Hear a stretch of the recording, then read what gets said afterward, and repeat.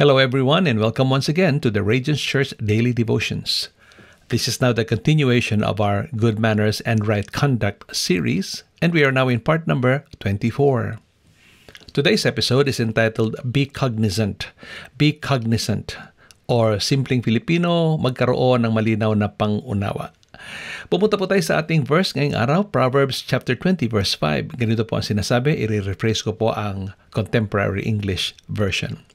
Someone's thoughts may be as deep as the ocean, but if you are wise, you will discover them. May ibang tao daw na napakalalim ng kanilang mga kaisipan. Mas malalim pa sa dagat. Pero kung ikaw ay wise o matalino, madidiscover mo kung ano ang kanilang iniisip. So, pag-aralan natin paano maging wise at paano maging cognizant. Punta po tayo sa ating reflections.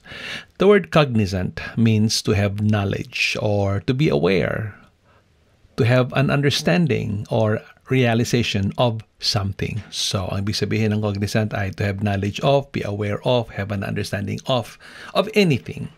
Sa wikang Pilipino, ang ibig sabihin nito ay magkaroon ng pangunawa. Simple lang, hindi ba? O di kaya naman ay magkaroon ng kamalayan o magkaroon ng realization, mapagtanto, or matutong pagdugtong-dugtungin ang mga impormasyon para matanto o maunawaan natin ang isang tao o isang bagay. Ang salitang cognizant ay kadalasang ginagamit sa mundo ng medisina. Ito po ay salitang pang-ospital. At alam din ito ng ating mga nurses at ng mga aged care workers, di ba, na nandiyan sa mga facilities sapagkat ito ay patungkol kadalasan sa mga matatanda. Pero pwede natin itong gamitin sa isang pangkalahatang kapamaraanan. As an adjective, cognizant is almost always followed by the thing or word of what the person is cognizant of. So, pag salitang sa wikang English, cognizant palaging cognizant of, may karugtong palagi. Applied to good manners, being cognizant means being sensitive to people's emotional states. So, ang ibig sabihin ng cognizant sa wikang Pilipino ay aware ka sa katinuan o di katinuan ng iyong kausap o aware ka sa personal o emosyonal na kalalagayan ng iyong kausap. Ang ibig sabihin, matuto kang makiramdam. Yan, ang cognizant ay taong marunong makiramdam. Medyo mahirap to sa mga lalaki kasi hindi tayo nag-practice ng makiramdam. Puro tayo rason at mga dahilan at nais nating ipaliwanag ang lahat. At kadalasan, napapaaway tayo sa ating misis kasi kulang tayo sa pakiramdam. Okay, putuloyan natin. Ang ibig sabihin nito ay maging maingat tayo sa ating mga pagkasalita. Okay? That means being careful with our words so that we will not offend those that we are trying to communicate with, or we don't add insult to injury, so to speak. Ang ibig sabihin na insulto na nga yung tao, dadagdagan mo pa, di ba? O may nagpuna na nga sa kanya, dinagdagan mo pa yung pamuna. Ayun. The person is already out of depth. Ang ibig sabihin sa wikang English ay the person is in a situation that's too difficult for the person to handle. Pagkatapos ito, eksena ka, madadagdagan mo pa yung sakit na ibinigay na ng ibang tao sa kanya. So para maging cognizant, kinakailangan mag-practice tayo ng godly wisdom at saka spiritual discernment. At mananalangin tayo sa Banal Espiritu Santo na gabayan niya tayo habang tayo naghahanda sa ating pakikipag-usap o pakikipag-interact sa ibang mga tao. At dapat i-ensure natin na anumang ating sasabihin o anuman ang ating gagawin ay magiging dahilan para yung tao ay ma-build up at hindi ma-destroy o ma-put down. At para ma-practice natin ito, kailangan natin ng kapakumbabaang loob. Humility ang kailangan natin. Minsan kasi gusto lang nating sabihin yung gusto nating sabihin pero di tayo aware sa nararamdaman ng ating kinakausap. Isa sa pinakamabisang paraan ng pagpapractice ng awareness ay sa pakikipag-usap sa mga tao ay maging aware tayo sa kanilang nararamdaman. So, we begin by saying, "How are you today? Kumusta ka naman?" And listen closely to their reply. Titingin tayo, tingnan natin ang ating mga mata, sapagkat if you maintain eye contact, and then you assess the tone of voice and observe body language, you can determine a person's emotional condition, hindi ba? Medyo mahirap yan kapag phone call. Then, as we respond, we can phrase our words correctly and then initiate a good conversation. By the way, ulitin ko po, practice ito. Kailangan ng maraming oras na practice kasi hindi ito madaling skill.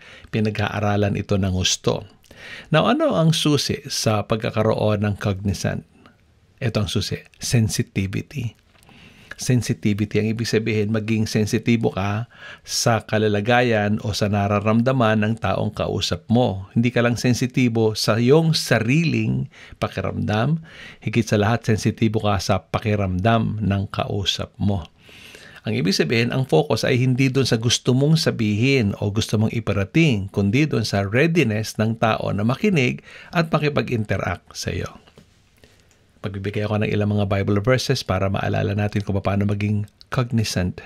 Number 1, choose your conversation topics carefully. Sabi sa Ephesians 4:29, do not let any unwholesome talk come out of your mouths, but only what helps build others up. So ingatan, napiliin ng maayos kung ano ang dapat pag-usapan. Ingatang huwag magbabanggit ng kahit anong topic na maaring pagsimulan ng sigalot o misunderstanding.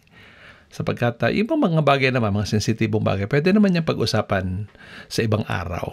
Maaring hindi pa ready yung mga tao o yung taong kausap mo, so huwag muna nating pag-usapan. Katulad ng lagi ko nababanggit na we have to give up our right to prove that we are right until the time is right. Ayan, magandang ulit-ulitin yan. Alright, number 2, watch your words.